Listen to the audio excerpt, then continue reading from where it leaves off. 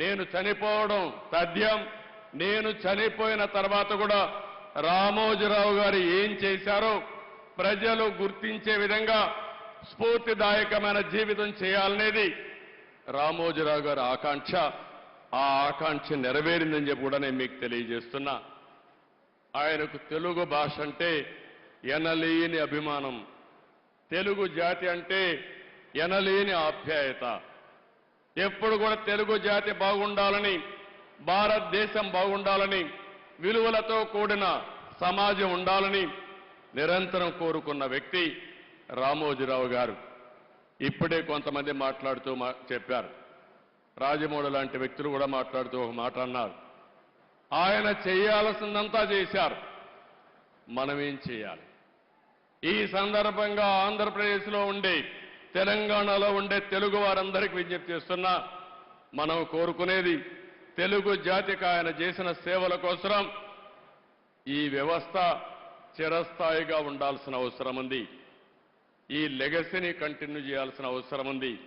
అందుకే కిరణ్ గారిని, వారి కుటుంబ సభ్యులను కోరుతున్నా. అదే మరి వారి పిల్లలు ఉన్నారు ఇక్కడ.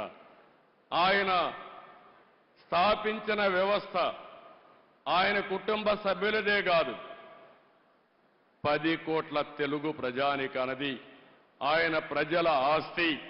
అలాంటి ఆయన స్థాపించిన వ్యవస్థల్ని భావితరాలకు అందించే బాధ్యత వారు తీసుకుంటే, మనందరం కలిసి ఆయన స్ఫూర్తి ఎల్లప్పుడూ తెలుగు జాతిలో ఉండే విధంగా మనం ఆలోచించాల్సిన అవసరం ఉంది. ఎన్టీ రామారావు గారికి కూడా భారతరత్న ఇవ్వాలని చెప్పి మనం ఎప్పటి నుంచో పోరాడుతున్నాం. అదే సమయంలో రామోజీరావు గారికి కూడా భారతరత్న సాధించడం మనందరి బాధ్యత.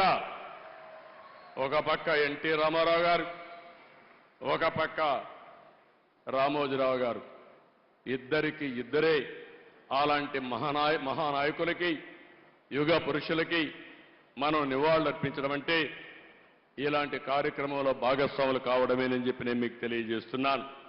ఇది కాకుండా అమరావతి ఆయన పెట్టిన పేరు, ఆయన ఇచ్చినటువంటి ఆ రోజు సలహా, ఈరోజు నేను ఆలోచిస్తున్నాను, అమరావతిలో రామోజీ విజ్ఞాన్ కేంద్రంగా పెట్టి, ఢిల్లీలో విజ్ఞాన్ భవన్ ఏ విధంగా అయితే ఉందో, కాన్ఫరెన్సెస్ కానీ, రీసెర్చ్ కానీ, ప్రభుత్వం చేసే కార్యక్రమాలన్నీ అక్కడ చేసే విధంగా తప్పకుండా తగిన రీతిన ఒక మంచి కేంద్రం తయారు చేసి దానికి రామోజీరావు గారి పేరు నామకరణం చేస్తామని చెప్పి కూడా మీ అందరికీ విజ్ఞప్తి చేస్తున్నా.